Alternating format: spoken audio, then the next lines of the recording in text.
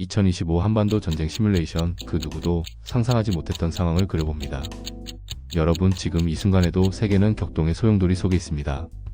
러시아, 우크라이나 전쟁의 포성이 멈추지 않고 이스라엘과 이란의 갈등은 중동을 넘어 전 세계를 위협하고 있습니다. 이렇듯 불확실성으로 가득 찬 2025년. 만약 오늘 바로 지금 한반도에서 다시 전쟁이 터진다면 과연 어떤 일이 벌어질까요? 천만의 말씀이라고요. 하지만 상상조차 하기 싫은 그 일이 현실이 된다면 우리의 심장과도 같은 서울은 어떻게 변할까요? 북녘의 심장, 평양은 또 어떤 모습이 될까요? 그리고 가장 중요한 질문. 우리는 우리의 소중한 가족과 삶은 과연 무엇을 잃게 될까요? 2025년 그 누구도 상상하고 싶지 않았던 비극이 시작됩니다. 이것은 단지 가상의 시뮬레이션입니다. 하지만 어쩌면 우리 눈앞에서 펼쳐질 수도 있는 섬뜩한 현실에 대한 경고일지도 모릅니다. 2025년 8월 17일 정오. 고요했던 한반도 상공에 먹구름이 몰려오기 시작했습니다. 2025년 8월 17일 DMZ 인근의 한적한 최전방 소초에서 발생한 작은 총격전. 그 누구도 대수롭지 않게 여겼던 우발적 사건, 그냥 스쳐 지나갈 뻔한 우발적인 충돌이 한반도의 운명을 송두리째 바꿔놓을 불씨가 될 줄은 아무도 예상하지 못했습니다. 속보입니다. 오늘 오전 11시 42분 강원도 철원 지역 비무장지대 인근에서 북한군과 한국군 간의 심각한 교전이 발생했습니다. 현재까지 정확한 피해 상황은 확인되지 않고 있습니다만 남측은 북한의 명백한 사전 도발이라 강력히 규탄했고 북측은 기다렸다는 듯 우리가 먼저 공격당했다 는 성명을 통해 격렬한 분노를 쏟아냈습니다. 마치 미리 준비된 각본처럼 양측의 비난은 순식간에 임계점을 넘어섰습니다. 경애하는 최고사령관 동지의 명령에 따라 우리는 적들의 무분별하고 비열한 도발에 대해 무자비하고 전면적인 징벌을 가할 것이다. 침략자들에게는 죽음만이 기다릴 것이다. 몇 시간 후 북한 조선중앙TV의 격앙된 목소리가 전 세계를 향해 울려 퍼졌습니다. 그들의 메시지는 단순한 경고가 아니었습니다. 피할 수 없는 전면전의 서막을 알리는 선전포고였습니다. 같은 날 밤 어둠이 내린 서울 상공에는 찢어지는 듯한 공습경보 사이렌이 울려 퍼졌습니다. 평화로웠던 거리는 순식간에 아비규환의 아수라장으로 변했습니다. 시민들은 공포에 질린 채 가장 가까운 지하 대피소로 필사적으로 몸을 피했고 도시의 공기는 숨막히는 긴장으로 가득 찼습니다. 밤의 서울은 마치 거대한 유령 도시처럼 침묵했습니다. 그날 밤 한반도는 잠들지 못했습니다. 2025년 8월 18일 새벽 3시 15분. 지옥의 시작. 한밤의 고요를 깨고 갱음과 함께 지축을 흔드는 포성이 울려 퍼졌습니다. 북한은 기다렸다는 듯 300발 이상의 장사전포와 수십 기의 최신형 순항미사일을 수도권과 주요 군사기지를 향해 맹렬히 쏟아부었습니다. 새벽잠에서 깨어난 시민들은 창밖의 성광과 폭발음, 그리고 지상에서 느껴지는 진동에 경악했습니다. 황. 거대한 갱음과 함께 의정부와 파주 일대는 삽시간의 불길과 연기에 휩싸였습니다. 건물들은 폭격을 맞고 형체도 없이 무너져 내렸고 아스팔트 도로는 거대한 구멍과 파편으로 뒤덮였습니다. 동시에 DMZ를 넘어 북한 특수부대 3,000명이 그림자처럼 남쪽으로 침투했습니다. 그들은 최신 야간 적외선 고글과 소음기 장착의 AK-74 소총으로 무장한 채 인적이 드문 민간인 지역을 우회하며 통신시설과 주요 교량 파괴를 시도했습니다. 이것은 단순한 포격전이 아니었습니다. 대한민국 전역을 혼란에 빠뜨리려는 치밀한 계획이었습니다. 전투에서 우리 군은 K2 전차, K-21 장갑차가 전진합니다.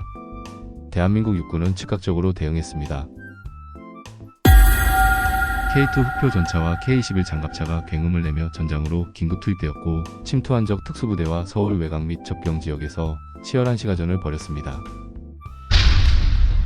총성과 폭발음이 난무하는 거리에서 우리 군은 한 발짝도 물러서지 않고 조국을 지켜냈습니다. 떨리는 목소리의 시민 인터뷰입니다. 새벽의 잠결에들은 총성이 너무 가까워서 숨도 못 쉴 정도였어요. 텔레비전에서나 보던 일이 눈앞에서 벌어지니까 정말 너무 무서웠습니다. 한 시민은 아직도 떨리는 목소리로 그날 새벽의 공포를 증언했습니다. 서해동의 해상해군 전투 상황입니다. 한반도 해상에서도 격렬한 전투가 벌어졌습니다. 동해상에서는 북한의 미사일 장착 고속정 편대가 속초항을 향해 미친듯이 돌진했습니다. 그들의 목표는 명확했습니다. 후방 교란과 우리 해군 전력 약화였습니다. 하지만 우리 해군은 만반의 준비를 갖추고 있었습니다. 대한민국 해군의 자존심 이지스 구축함. 세종대왕함이 SM-3 미사일을 발사하여 날아오는 미사일을 정확히 요격했고, 동시에 P-3C 포세이돈 해상 초계기는 은밀히 잠수 중이던 북한 잠수함 2척을 심해 폭내로 격침시켰습니다. 서해 연평도 해상 포격전 상황입니다. 서해에서는 연평도 인근에서 대규모 해상 포격전이 벌어졌습니다. 북한 해안포의 무자비한 포격이 이어졌지만 우리 해군의 최신의 KDDX 구축함은 강력한 화력으로 북한 해상 포격을 압도하며 서해 해상 장악권을 굳건히 유지했습니다. 해군 지휘관의 굳은 다짐을 들어봅니다. 북한 해군은 초반에 거의 괴멸했지만 그들의 마지막 기습은 끝까지 포기하지 않았습니다. 결코 방심할 수 없는 적입니다. 하지만 우리 해군은 단 한 치의 바다도 적에게 내어주지 않을 것입니다. 해군 지휘관의 목소리에는 결연한 의지가 담겨 있었습니다. 공군 전투에서 우리 공군은 한반도 상공을 제압하고 있습니다. 하늘은 더욱 치열한 전장이었습니다. 한국 공군은 KF-21 보라매와 F-35A 스텔스 전투기 편대를 즉각 출격시켜 북한 주요 공군기지와 지휘통제소를 정밀 폭격했습니다. 스텔스기의 은밀하고 치명적인 공격은 북한의 방공망을 뚫고 핵심 시설을 무력화시켰습니다. 공중전에서 SU-25를 격추시켰습니다. 북한의 미그-29와 SU-25 전투기들이 필사적으로 대응했지만 최첨단 스텔스 전투기의 초정밀 공격에 속수무책이었습니다. 푸른 하늘을 가르던 SU-25 한 대가 성광과 함께 연기를 뿜으며 추락하는 모습은 그날 공중전의 치열함을 여실히 보여주었습니다. 조종사의 긴박했던 순간을 회상합니다. 적의 미사일을 피해 초저공 비행으로 표적에 돌진했습니다. 등 뒤로 땀이 비오듯 흘렀지만 한치의 오차도 허용할 수 없었죠. 정말 손에 땀을 쥐게 하는 미션이었습니다. 한 전투기 조종사는 당시의 긴박했던 순간을 회상하며 숨을 골랐습니다. 사이버전과 전자전쟁에 보이지 않는 전투 상황입니다. 그러나 전쟁은 눈에 보이는 전장에서만 벌어지는 것이 아니었습니다. 북한은 대규모 사이버 공격으로 한국의 금융망과 전력망을 마비시켰습니다. 순식간에 서울 일부 지역은 암흑 속에 잠기는 블랙아웃 사태가 발생했고 SNS에는 혼란과 절규가 담긴 영상들이 무섭게 퍼져나갔습니다. 도시는 불빛을 잃고 공포에 휩싸였습니다. 이에 맞서 한국군과 주한미군 사이버사령부는 연합작전을 통해 북한 지휘망을 해킹, 그들의 드론 시스템과 방공 시스템 일부를 무력화시켰습니다. 보이지 않는 코드들이 오가는 사이버 공간은 또 다른 격전지였습니다. 해킹 코드 시각화 전문가의 멘트입니다. 현대전은 이미 눈에 보이지 않는 전장에서 승패가 갈립니다. 단순히 총칼을 겨누는 것이 아니라 정보와 시스템을 장악하는 것이 곧 전쟁의 주도권을 쥐는 것을 의미합니다. 한 사이버전 전문가는 현대전의 냉혹한 현실을 설명했습니다. 전쟁 첫 주, 대한민국은 강력한 공중과 해상 전력으로 우위를 점했지만 북한은 예측 불가능한 장사정포와 특수부대를 앞세워 치열하게 저항했습니다. 한반도는 3시간의 거대한 불길에 휩싸였고 평화로웠던 우리의 땅은 피와 눈물이 흐르는 지옥으로 변해가고 있습니다. 벌써 전쟁은 3주차로 끝없는 공포가 밀려오고 있습니다. 전쟁은 걷잡을 수 없이 확산되었습니다. 서울 외곽 후방 지역에서도 북한 특수부대의 공격이 계속되었습니다.